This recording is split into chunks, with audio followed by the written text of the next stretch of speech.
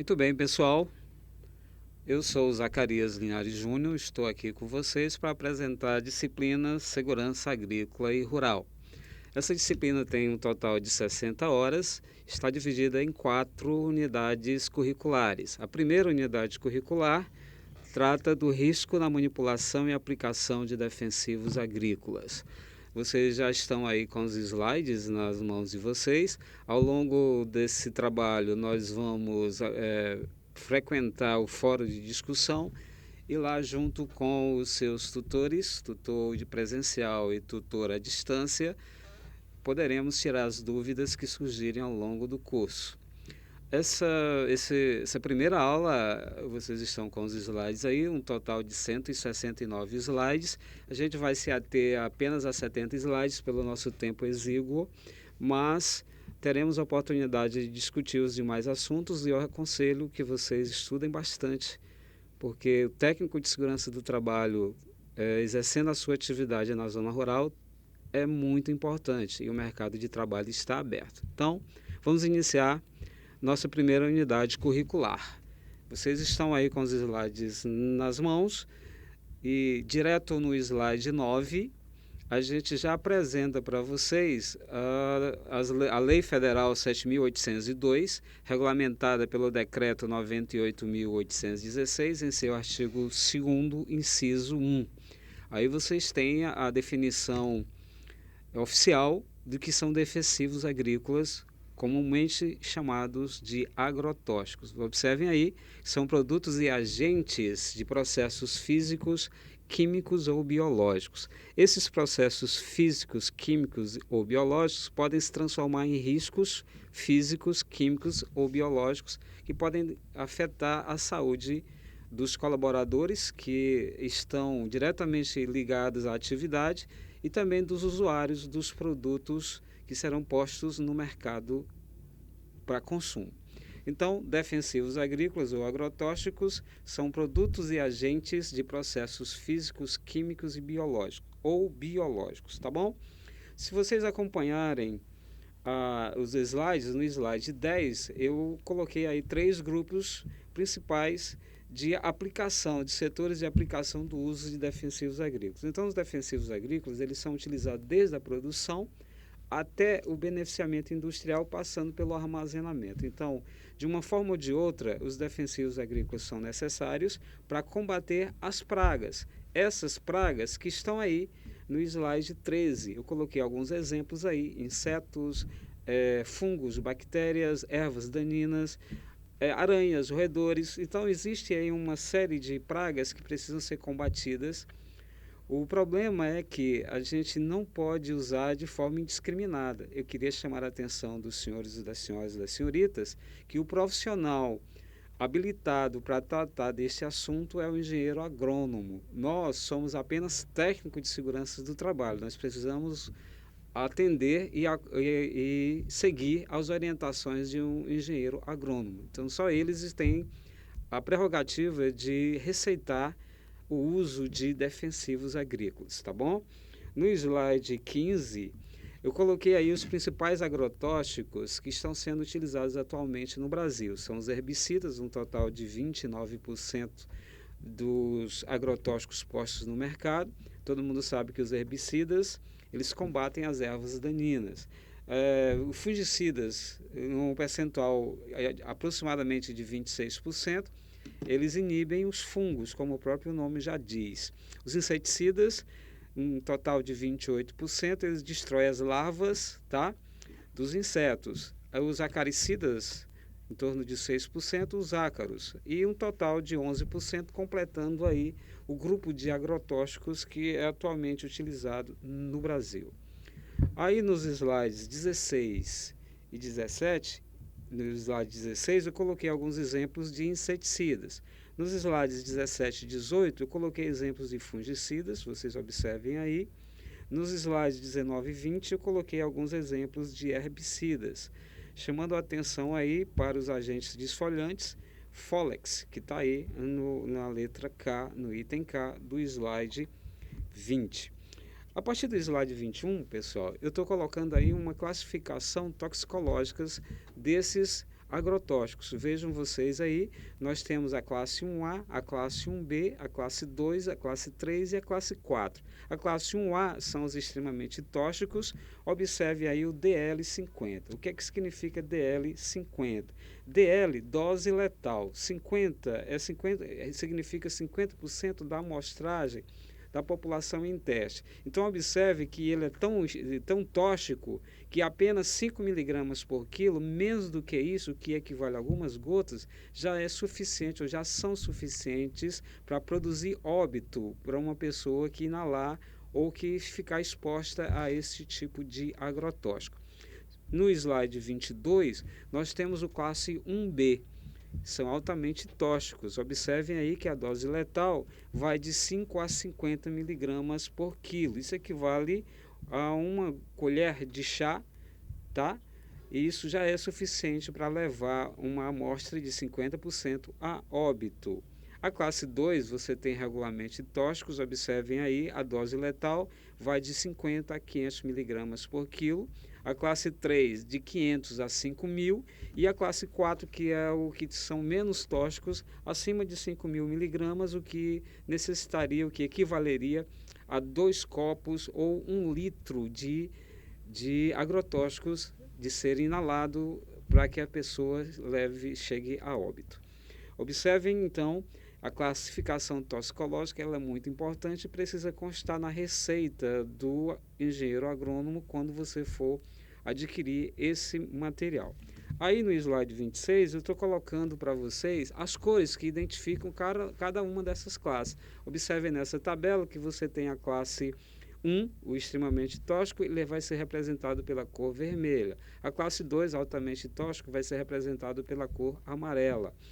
A classe 3, que tem toxicidade média, vai ser representada pela cor azul, e a classe 4, que é o menos tóxico de todos, vai ser representado pela cor verde. Então, essas cores que vêm na embalagem desse material, eles já são a significação clara de sua toxicidade. Então, você já tem aí uma noção exata do nível de toxicidade daquele elemento que você está manipulando, ou que você está orientando a manipulação ou acompanhando essa manipulação lá no campo, na parte da agricultura. Dos slides 27, no slide 27, eu estou apresentando para vocês algum tipo de intoxicação. No primeiro caso, a intoxicação aguda, ela se manifesta rapidamente após a exposição. Logicamente, as consequências são nítidas e você consegue, com muita clareza, identificar a intoxicação causada pelos agrotóxicos, a intoxicação aguda. Subaguda, os sintomas eles levam mais tempo para se manifestar, tá? E o aparecimento é muito mais lento. E ela se manifesta como dores de cabeça, fraqueza, mal-estar, dor de estômago e sonolência. Lá na frente vocês vão ver algumas orientações no sentido de você combater e efetuar os primeiros socorros de vítimas que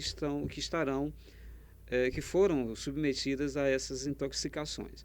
No slide 29 você tem a intoxicação crônica, que ela leva de meses a anos para se manifestar. O problema é que, neste caso, os danos são irreversíveis, como, por exemplo, paralisias e neoplasias. Todas essas questões que eu estou levantando é para que nós tenhamos a consciência de que o risco é muito elevado e a gente tem que passar essas informações todas para os colaboradores do campo, os agricultores e os usuários desse material. A gente também coloca nesse rol de pessoas os transportadores, aquele pessoal que dirige caminhões, aquele pessoal que carrega e que descarrega material tóxicos, como esses que a gente está enumerando aqui, que são os agrotóxicos. Nos slides 31, no slide 30, eu estou colocando aí, para efeito de chamar a atenção, o tempo de desativação de cada tipo de agrotóxico na natureza. O que significa isso? É o tempo que ele vai ficar atuando depois de ser aplicado. Se a gente considerar que que em cada safras anuais, esse material é reaplicado, então a gente tem uma ideia mais ou menos da intensidade do risco que é você utilizar esse material. Vejam vocês aí, por exemplo, o DDT, que ele fica atuando na natureza de 4 a 30 anos. Isso equivale a 2 gerações, pessoal. Então, observe o risco que é, se você for lá para o Cordana, ali embaixo, você tem aí de 3 a 5 anos de atuação na natureza. Então, esse material realmente é um material perigoso, e não só na estocagem, mas também na utilização e depois da aplicação. Ele vai continuar atuando e as pessoas vão continuar expostas a esse material venenoso. Então a gente está chamando a atenção de vocês, o slide 30 está aí, para que vocês tenham essa noção e que repassem essas informações às pessoas com quem vocês trabalharão. Nos slides 31, 32, 33 e 34, estou colocando aí uma tabelinha com os níveis de toxicidade desses agrotóxicos. Vejam vocês aí no slide 34, por exemplo, os herbicidas. Eu coloquei aí nessa tabela, na coluna da esquerda, exemplos de ametrina e simazina, que são herbicidas pouco tóxicos. Na tabela do meio, eu coloquei aí betiocarb, onde você tem aí uma toxicidade mediana. Na tabela à direita, na coluna à direita, eu coloquei aí 2 exemplos, o arsenito de sódio e o paraquat, que são herbicidas altamente tóxicos. Então, vocês vão ver nos slides 31, 32, 33 e 34 exemplos de agrotóxicos com suas respectivas níveis de toxicidade, tá bom? Acompanhando aí no slide 35, eu tenho aí algumas informações do quadro clínico de acordo com a utilização e a exposição aos agrotóxicos. Esses organoclorados, que é o elemento ativo de inseticidas e acaricidas, eles podem ser absorvidos, por exemplo, via oral, via respiratória nasal, lógico, e via dérmica, através da pele. Evidentemente que a atuação desse organoclorados, ele pode trazer consequências graves às pessoas, tá, que ficaram expostas por muito tempo a dosagens elevadas. Principalmente as consequências no que se refere ao cérebro, tá? Vocês estão vendo aí no slide 36, membrana neuronal, é a membrana que envolve os neurônios do cérebro. Então, ele afeta diretamente o cérebro das pessoas e isso pode trazer consequências como essas que estão aí no slide 37. Eles vão interferir no metabolismo dessas células e vai produzir aí um atrofiamento cerebral, podendo trazer consequências muito sérias às próprias reações motoras do indivíduo. No slide 38, eu coloquei justamente esses aspectos toxicológicos. Vocês observem aí, ele vai agir no sistema nervoso central, em casos agudos, e eles serão armazenados nos tecidos de gordura, tá? Eles são venenos acumulativos e eles vão estar aí na sua corrente sanguínea por algum tempo. Então, lá na frente a gente fala sobre como fazer tratamento e o atendimento a essas pessoas. Aí no slide 39 eu coloquei o quadro clínico, que pode resultar da exposição a esses organoclorados. Vejam vocês, convulsões, insuficiência respiratória, fraqueza muscular, lesões hepáticas e renais, perda do apetite, mal-estar. Então vejam aí o conjunto de possibilidades de reações do organismo à exposição aos organoclorados. Nos slides 40 e 41 eu falei alguma coisa sobre DDT e o BHC, que são venenos altamente ativos. Vocês observam, lembram do slide lá atrás, que a gente mostrou, por exemplo, que o DDT ele fica atuando na natureza por 30 anos. Então, ele pode produzir, como está aí no slide 41, aumento da frequência de certos tipos cromossômicos. Ou seja, ele vai afetar diretamente os cromossomos, e isso vai produzir o quê? Pode produzir descendentes que são deformados. Então, você pode produzir uma prole, filhos, que vão nascer sem braços, que vão nascer com problemas de visão, Então, é uma questão muito séria, pessoal. A exposição ao DDT e ao BHC, inclusive o DDT, ele de certa forma, deve ser extirpado da utilização na produção agrícola. Então, a gente deve evitar o máximo que puder o uso de DDT. Eu queria chamar a atenção de novo dos senhores, vocês como técnicos de segurança do trabalho, atuando na agricultura, na zona rural, vocês deverão conscientizar a todos, isso vai desde o usuário até o patrão, passando pelo agricultor, o trabalhador rural, e propriamente o engenheiro agrônomo. Você tem que estar o tempo todo atento, chamando atenção para esses riscos, tá? Eles podem se manifestar ou não, dependendo do nível de exposição e, claro, dependendo dos equipamentos de proteção. E eu me refiro aos equipamentos de proteção individual e os equipamentos de proteção coletivos. Tanto na aplicação dos agrotóxicos, imagine, por exemplo, pessoal, na soja, no sul do estado, você tem aí o uso de aviões para lançar agrotóxicos na cultura. Imagina então quantas pessoas vão ser atingidas por essa nuvem de agrotóxicos. Então vejam como é mesmo importante a gente estar chamando a atenção de vocês, futuros técnicos de segurança do trabalho, para que vocês se conscientizem e possam conscientizar todos os outros sobre os riscos aos quais todos estarão ou estão submetidos, tá? No slide 42, 43, 44, 45, 46 e 47, eu falo dos carbonatos e dos carbomatos, inclusive mostrando a vocês aí, por exemplo, no slide 43, o quadro clínico resultante da exposição a carbonatos. Aí você tem abalos musculares e aí embaixo você tem uma estimulação excessiva ao sistema nervoso central.